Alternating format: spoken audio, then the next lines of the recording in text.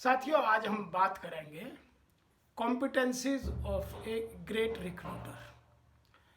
आज वर्तमान में रिक्रूटर्स को क्या क्या कॉम्पिटेंसी की आवश्यकता है और आने वाले सालों में या 2023 में एक रिक्रूटर्स में क्या क्या कॉम्पिटेंसी होना बहुत आवश्यक है।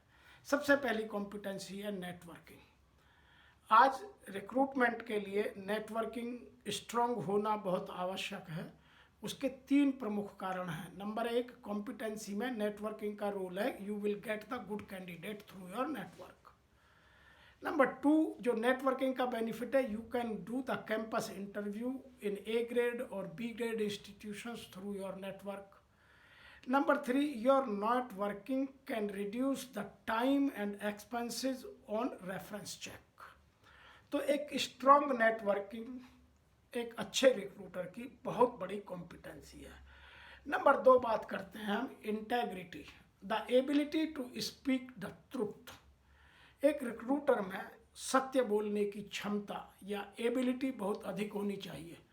आज बहुत सारे लोग यही आकर शिकायत करते हैं कि हमें रिक्रूटमेंट के टाइम में रिक्रूटर्स ने बहुत सारी बातें बोली लेकिन वो पूरी नहीं की, इसीलिए मैं जॉब छोड़ रहा हूँ। जो ब्रेन ड्रेन है या जो एट्रिशन रेट है वो इस कारण से भी बहुत ज़्यादा बताई जाती है कि लोग रिक्रूटमेंट में कुछ ऐसे कमिटमेंट कर देते हैं जो वो बाद में पूरे नहीं कर पाते हैं। इसीलिए सत्य बोलने की क्षमता एक रिक्रूटर में होना बहुत आवश्यक है। तीसरी बात है कि रिक्रूटर की accountability, he should be accountable for his और हर वर्क। क्योंकि पहले जॉब डिज़ाइन करना, फिर जॉब प्रोफाइल लिखना, फिर जॉब के साथ उसके प्रोफाइल को नेटवर्किंग में डालना या रिक्रूटर्स के या जो रिक्रूटिंग एजेंसीज हैं उनको भेजना, फिर इंटरव्यू में जॉब प्रोफाइल के साथ जॉब कॉम्पिटेंसीज को मैच करना। तो ये सब अकाउंटेबिलिटी का इशू है। Who can take accountability, he और she can deliver the result in recruiting very nicely. तो accountability is a very big issue for a good recruiter. Number four बात हम करते हैं मार्केटिंग चॉप्स।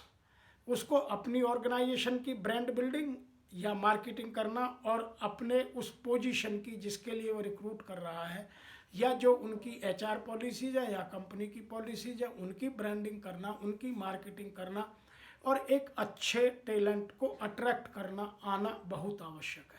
ये रिक्रूटर की चौथी एक इम्पोर्टेंट कॉम्पिटेंसी है। नंबर 5 है एबिलिटी टू क्लोज। बहुत सारे लोग बहुत सारी चीज़ें इशू कर देते हैं, चालू कर देते हैं, ओपन कर देते हैं, लेकिन ठीक से क्लोज नहीं कर पाते हैं। तो how to close your talk, how to close the system, how to close the process, ये एक बहुत बड़ी आर्ट है। तो आपको यह आना बहुत आवश्यक है कि मैं जो भी काम शुरू करूं उसको ख़त्म ठीक से कैसे करूं, उसका कंक्लूजन मैं अपने फेवर में कैसे लाऊं। तो how to close, this is an art. तो closing ability is a very good ability for a recruiter.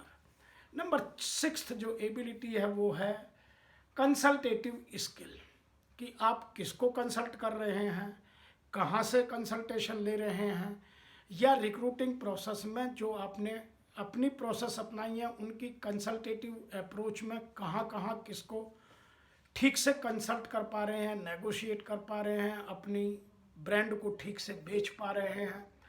तो वह सब स्किल भी आज के एक रिक्रूटर में होना बहुत अच्छी बात है। यदि यह स्किल नहीं है तो आप अच्छा बेटर टैलेंट अट्रैक्ट नहीं कर पाएंगे। बहुत सारी ऑर्गेनाइजेशंस कभी भी ए ग्रेड टैलेंट को अट्रैक्ट नहीं कर पाती हैं। उसके पीछे या तो उनकी ब्रांड बिल्डिंग है या उनके रिक्रूटर्स की एबिलिटी, ये दो बड़े इशू हैं।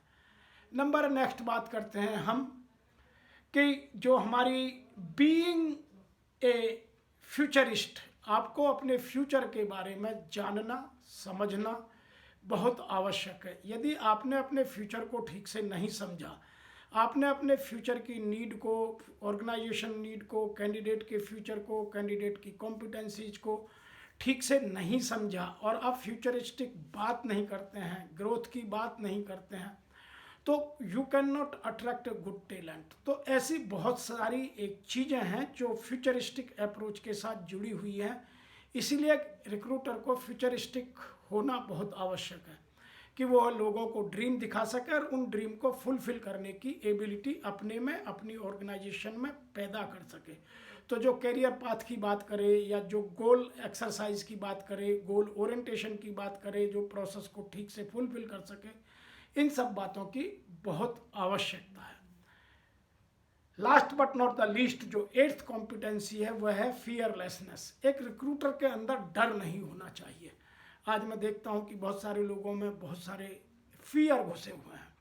Fear of the self, fear about organisation, fear for the technology और जाने कितने फियर्स हैं। तो एक अच्छे रिक्रूटर को फियरलेस होना बहुत जरूरी है। एक फियरलेस पर्सन ही सामने वाले को फियरलेस अप्रोच दे सकता है। जो खुद ही फियर में जी रहा है वह सामने को फियरलेस कैसे करेगा।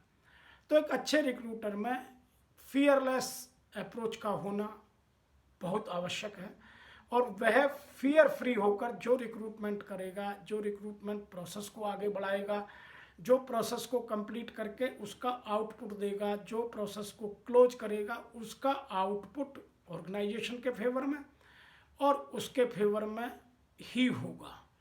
वह किसी भी ऑर्गेनाइजेशन के लिए एक मेन मूविंग पार्ट की तरह काम कर अच्छे टैलेंट को अट्रैक्ट कर सकता है और उसी को डेवलप कर सकता है, उसको रिटेन भी कर सकता है।